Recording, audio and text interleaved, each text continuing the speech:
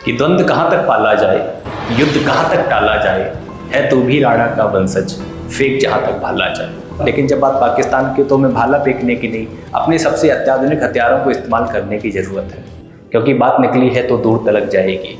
अब ये बात लाहौर तक जाती है या इस्लामाबाद तक जाती है, ये तो वक्त बताएगा। भारतीय सेना पूरी तरह से तैयार है।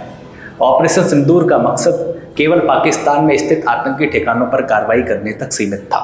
भारतीय सेना द्वारा एक प्रेस कॉन्फ्रेंस में बताया भी गया कि इस ऑपरेशन सिंदूर में किसी भी पाकिस्तानी आम नागरिक या पाकिस्तानी मिलिट्री कैंप को निशाना बनाने की कोशिश नहीं की गई।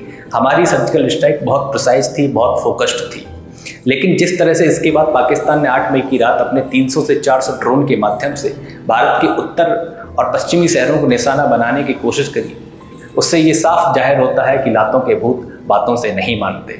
वो तो हमारे S-400 मिसाइल डिफेंस सिस्टम, जिसे सुदर्शन का नाम दिया गया है, उसने पाकिस्तान के नापाक इरादों को हवा में उड़ाने का काम किया।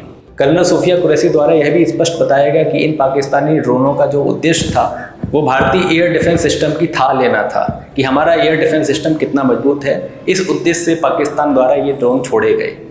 इसके बाद बारी भारतीय सेना की थी।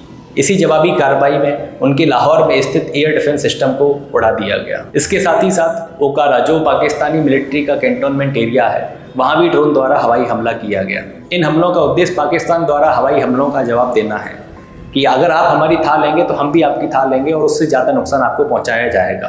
भारतीय सेना द्वारा संदेश साफ है, अगर पाकिस्तान द्वारा कोई भी हवाई हमला किया जाता है, किसी भी तरह से हमले की कोशिश की जाती है, तो उस हमले का जवाब देने में भारतीय सेना सक्षम है। हमारा ध्येय वाक्य हमेशा से रहा है, युद्ध की संभावना में जीने वाले सभी देश सुन लें।